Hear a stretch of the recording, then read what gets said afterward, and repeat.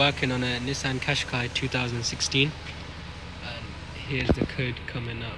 1 second.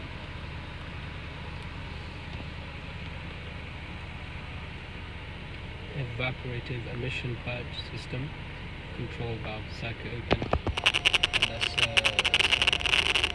P0444.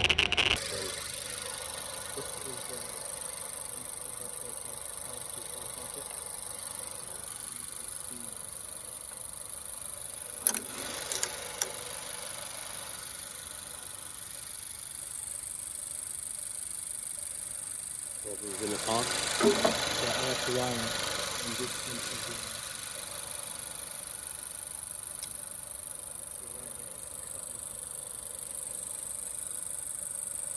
We solved the issue by attaching a separate wire from the earth that was cut on this wire straight to another earth here.